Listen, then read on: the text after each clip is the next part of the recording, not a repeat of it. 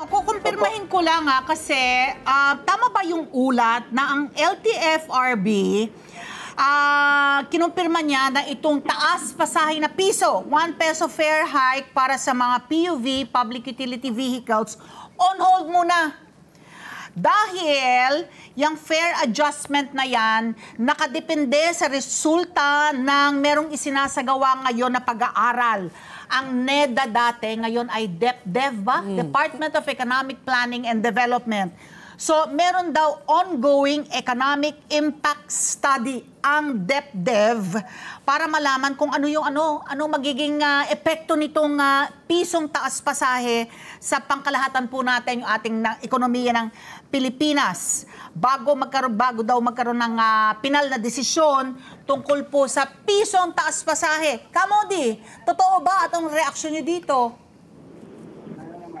Sa bahagi po natin ay ang tingin po natin ay hindi naman talaga bagamat makakatulong yung sinasabi nila sa pasahe na kanilang binawi, pero ang sa atin ay hindi po tingin natin ay hindi po yun na magre-resolve, kundi parang itinapasa lang po natin yung pabigat sa ating mga commuters.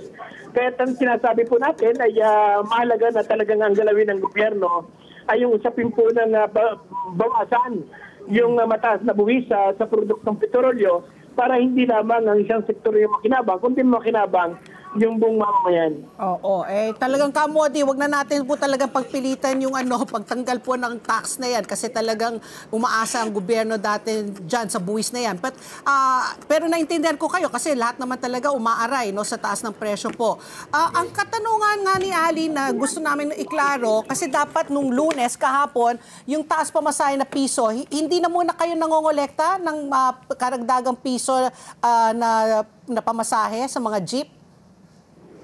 Binawi po ng LTFRB yan, manalis, yung sinasabi nilang dagdag pasahe. Ay binawi po ng LTFRB dahil meron na naman silang sinasabi na magbibigay naman daw sila ng fuel subsidy.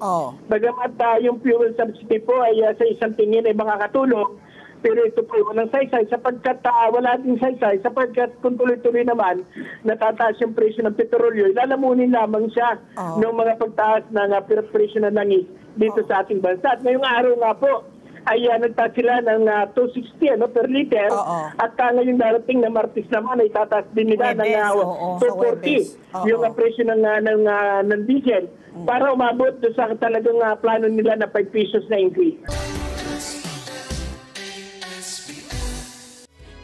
Together, Sunnet 25, Sunnet 25.